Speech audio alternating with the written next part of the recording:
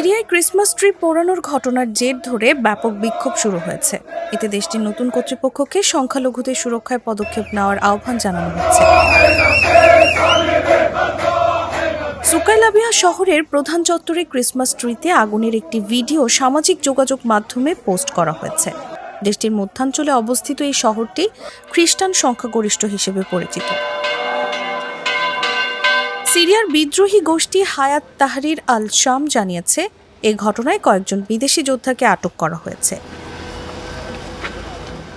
এই সংগঠনের নেতৃত্বেই সম্প্রতি প্রেসিডেন্ট বাশার আল আসাদ সরকারকে উৎখাত করা হয়েছে।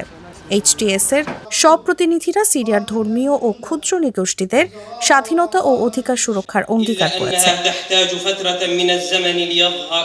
সামাজিক মাধ্যমে ছড়িয়ে পড়া ফুটেজে দেখা যাচ্ছে ক্রিসমাসের আগের রাতে ক্রিসমাস ট্রিতে আগুন দিচ্ছে দুই মুখোশধারী। ভিডিওতে দেখা যায় ওই ঘটনার পর সুকাইলাবিয়া চত্বরে বিক্ষুব্ধদের সামাল দেওয়ার চেষ্টা করছেন এইচটিএস এর ধর্মীয় নেতা।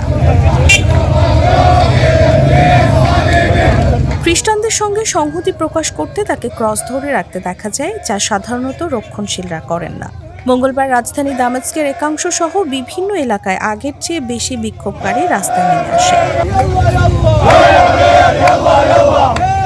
দামেস্কের কাছাকাছি অবস্থিত কাশা এলাকায় লোকজনকে বিদেশি যোদ্ধাদের বিরুদ্ধে স্লোগান দিতে দেখা গেছে। তারা বলছিলেন, সিরিয়া এখন মুক্ত, নন সিরিয়ানদের চলে যাওয়া উচিত। দামেস্কের কাছে বাবতৌমা এলাকায় বিক্ষোভকারীরা একটি ক্রস আর সিরিয়ার পতাকা বহন করছিলেন। তারা বলছিলেন, আমরা আমাদের ক্রসের জন্য জীবন দিই। জর্জেস নামের একজন বিক্ষোভকারী বার্তা সংস্থা এএফপি-কে বলেন, আমরা যদি আমাদের খ্রিস্টান ধর্ম বিশ্বাস নিয়ে আমাদের দেশে বাস করতে না পারি, তাহলে আমরা এখানে থাকব না। সিরিয়ায় অনেক ক্ষুদ্র নৃগোষ্ঠী ও ধর্মীয় গোষ্ঠীর বসবাস আছে।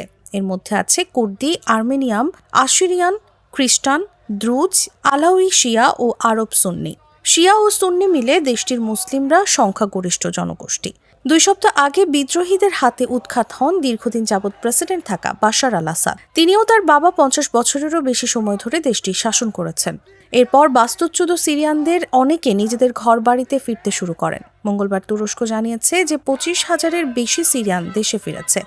এদিকে এইচটিএস কিভাবে সিরিয়া শাসন করবে, এটাই এখন দেখার বিষয়।